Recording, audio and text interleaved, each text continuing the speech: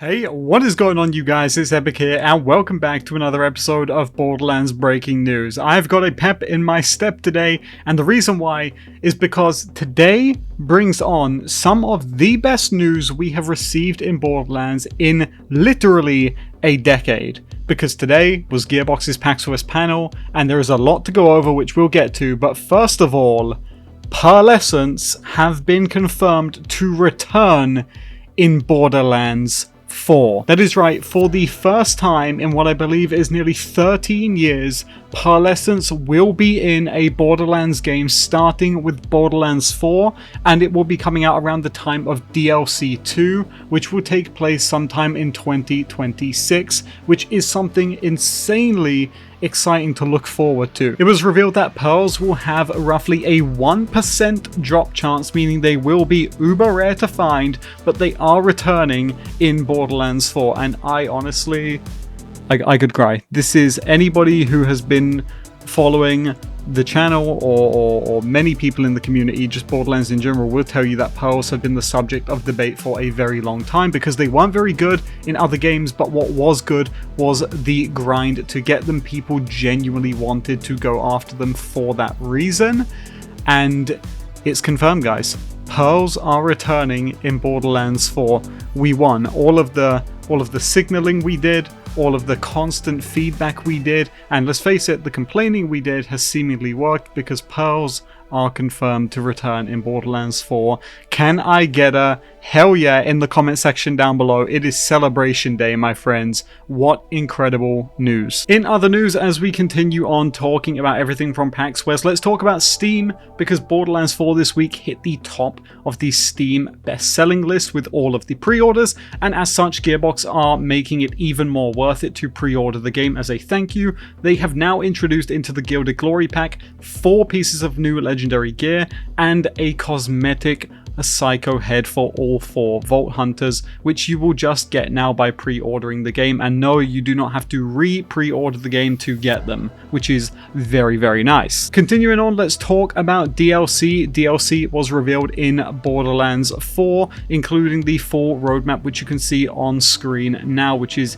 extremely hype. And we also know the name of the first DLC, and it is called Mad Ellie and the Vault of the Damned. And they advertised this DLC by saying that Ellie has found herself into some peculiar times, and that this is going to take place in a massive winter tundra, and it's going to feature a darker theme, featuring more blood and gore than you would typically see in a Borderlands game.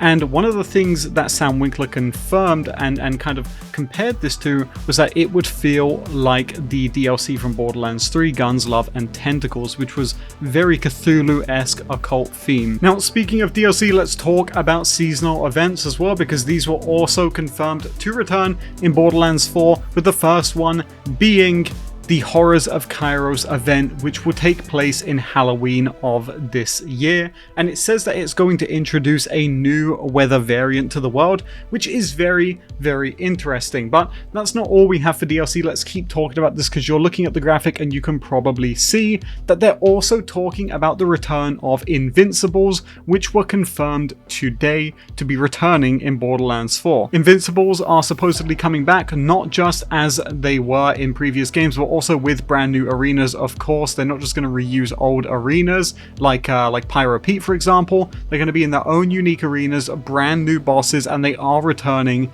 and one of them is going to be dropping in, of course, that first free content drop, or rather the second one, in which they will have a new Invincible boss. Now, talking about Endgame again, let's go over all of the new features in Endgame and what you need to know about them. So first of all, Gearbox mentioned that with Borderlands 4, the entire concept of Endgame is going to revolve around something called Ultimate Vault Hunter mode. It is returning in Borderlands 4, and that might worry some of you who have played Borderlands 2, because it is not returning exactly how it was in Borderlands 2. Instead, Ultimate Vault Hunter mode is a mode you're going to unlock when you clear the story, and it is going to give you an endgame ranking system to progress through, where you are also going to unlock something called specializations, which is very similar to Badass rank in Borderlands 2. and it's going to have its own skill tree that you can progress through to get various perks, and you can basically make a second build with the skill tree at endgame. And what's unique about this is that you can respec the tree with Eridium, so it's not going to have infinite points clearly, and it's going to again allow you to put together an extra step on top of your build once you reach endgame. But that's not all that's going to change when you hit Ultimate Vault Hunter mode, because they also confirmed that what's going to happen is when you beat the game and you unlock Ultimate Vault Hunter mode, you're going to be able to start a brand new character at level 30 instantly, so you don't have to go through the story again, which is very, very nice. But that's not all. There is no loot ranking system with Ultimate Vault Hunter mode.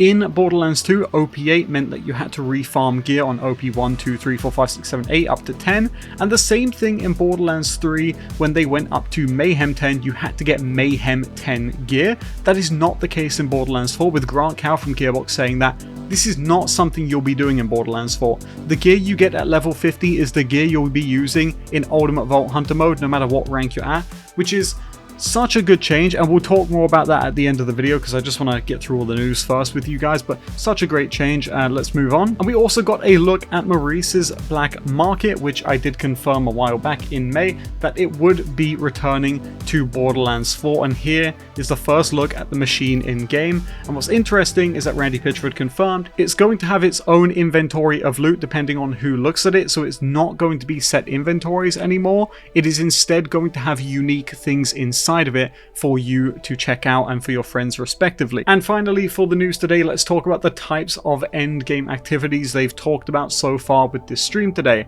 The first one being the weekly wildcard.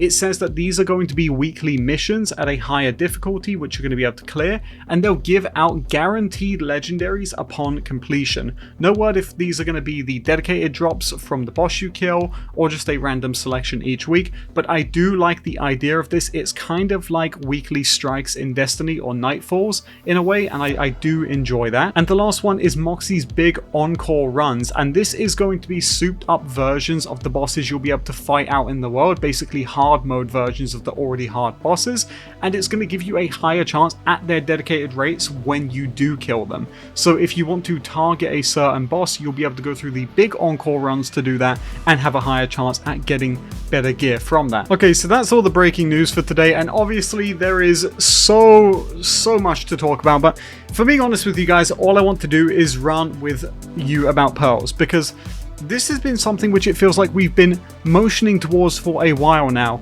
And, you know, not to humble brag or anything, but you may or may not be familiar with two mods in Borderlands 3 and Wonderlands which brought pearls back to a fantastic reception. And for me, this is just crazy to see something which the community has got behind for so long, myself included, by literally forcing them into the game and by shoving it in Gearbox's faces. I mean, the amount of times that I've met a Gearbox employee and subtly brought up pearls, or maybe to a 2K employee, or put that feedback through to Gearbox, and it felt like it maybe fell on deaf ears, or perhaps not deaf ears, but just something that they didn't really have an interest into. To finally get that vindication and get that confirmation of pearls, you know, it makes me speechless, if I'm being completely honest with you. It just makes me want to celebrate and to party. It is such a checkmate move by Gearbox. I can't quite put that into perspective for people who aren't familiar with pearls. It is such a massive play, and something which I have no doubt they probably kept up their sleeve until now to guarantee pre-orders, specifically because they wanted to bring in those older fans from Borderlands 2 who perhaps aren't too sure on coming back to Borderlands. Just such a power move, such a smart, well done move which has been kept under wraps till now. I'll let you guys under the hood here and tell you that there is a lot I know about Borderlands 4, about future projects from Gearbox that I hear through the grapevine that I just don't say anything about, because I really want to do my best to keep the secret there. But I had heard virtually nothing leak-wise on pearls. Basically nothing, to be honest. In fact, I probably heard the direct opposite, that there was no plans for pearls in Borderlands 4, and in that regard I guess I got worked. There was a message I was sent in 2024 in December by Randy Pitchford himself, and he did mention that he was like, look, if we're going to do pearls, we're not going to do it at launch. And it wasn't something that I picked up on, and I guess I really should have been a little more clued in on that, because it seems that that is what he was hinting, was that they did have this ace up their sleeve. And I think with Borderlands 4 there's going to be a lot of Destiny players coming over to the game, right? And I think what is just very important to get off right the bat so that everyone knows is that this is our version of exotics. This is the one rarity in Borderlands which is protected by the community, not because they're super good, just because the concept of it was so intriguing to people who like to farm. An ultra rare item that you go after when you hit endgame, and to see it back in Borderlands is just, again, I'm speechless. I am ultimately speechless in the best way possible. It is such fantastic news, and I cannot wait to see what they do with them in 4, even though I am slightly terrified. I think, of course, everybody's going to want them to be very good, be very powerful, but more than that, we want them to be rare, and we want it to feel rewarding when you get them. There are other avenues we could go down, talking about the licensed parts system and how this might affect Pearls, but honestly, I think more than anything, I'm just excited to see them back. I hope that they are slightly part locked and they don't have too much variance when they drop, because we don't want this to turn into an experience where they're just straight up unenjoyable to farm, because there's only like 1 or 2 roles that are actually good with them. I do hope they feel truly unique in that sense, but I have no doubt that closer to the date, we're going to hear more about Pearls. And hey, 2K, Gearbox, if you're watching, I'd love to be the guy to talk about Pearls for you.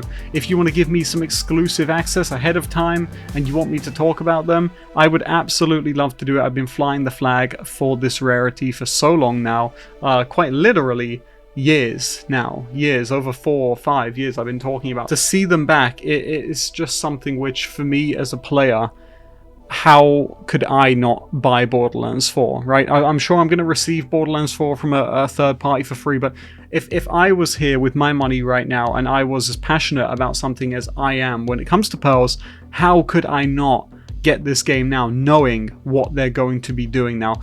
Just a fantastic showcase from Gearbox at PAX today. I don't want to rattle on for too long. I don't want you guys to think I'm just stretching this out for the address. I'm going to end that here, but just a fantastic reveal all around, and Pearls coming back has undoubtedly stolen the show today. Just fantastic. Fantastic. That's going to do it for today's breaking news. Thank you guys so much for watching. If you want to see more breaking news and stay up to date, please sub to the channel and follow me over on Twitter at EpicNNG, because that is where I post the news before I post it here. So if you want to beat me to the punch in that sense, please go over to my Twitter and drop me a follow there. Guys, thank you so much for watching. I really appreciate it. Take it easy, stay safe, and I'll see you all in the next one.